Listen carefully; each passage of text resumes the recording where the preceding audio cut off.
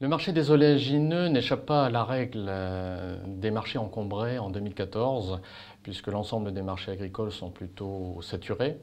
Et le marché des oléagineux est encombré dans la mesure où la récolte mondiale, en cumulant soja, tournesol et colza, est estimée aux alentours de 420 millions de tonnes, soit en progression donc de 20 millions de tonnes par rapport à l'année dernière. Alors cette hausse s'explique en grande partie par la hausse de la production de soja à la fois aux États-Unis et au Brésil de 23 millions de tonnes. Donc cette récolte pléthorique pèse bien évidemment donc, sur le bilan global des oléagineux.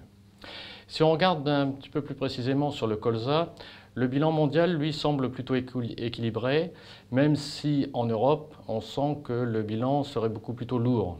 En effet, la production française et allemande de colza en 2014 est particulièrement élevée et cette quantité donc récoltée en Europe pèse bien évidemment sur les cours. Alors les cours du colza évoluent toujours d'une manière beaucoup plus volatile que ceux des céréales notamment, et dans un contexte aujourd'hui quand même globalement baissier.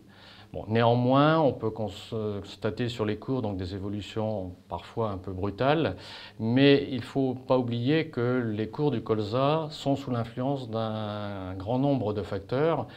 En premier lieu, bien sûr, les fondamentaux propres au marché de la graine de colza, mais aussi en fonction du complexe soja mondial, en fonction également du marché des huiles, qui, il faut bien le reconnaître, en 2014 est quand même relativement lourd et qui manque de vigueur.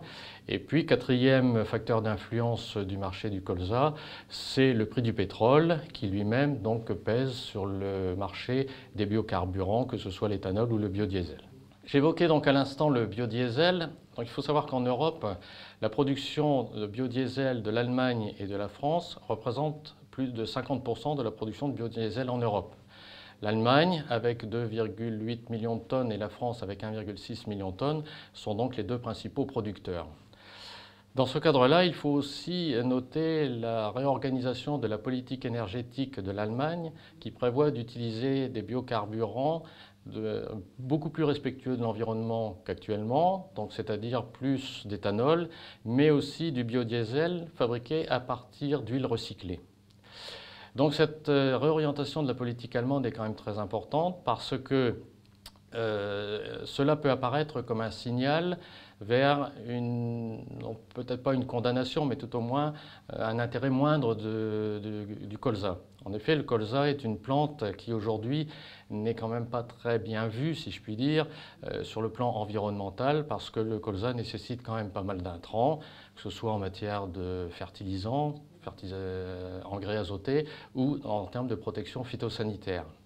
Donc dans ce cadre-là, il est probable, il est possible que si cette tendance que l'on voit naître en Allemagne se généralise, cela pourrait apparaître non pas comme une menace, mais tout au moins comme un élément qui pourrait freiner la production de colza en Europe dans les années à venir.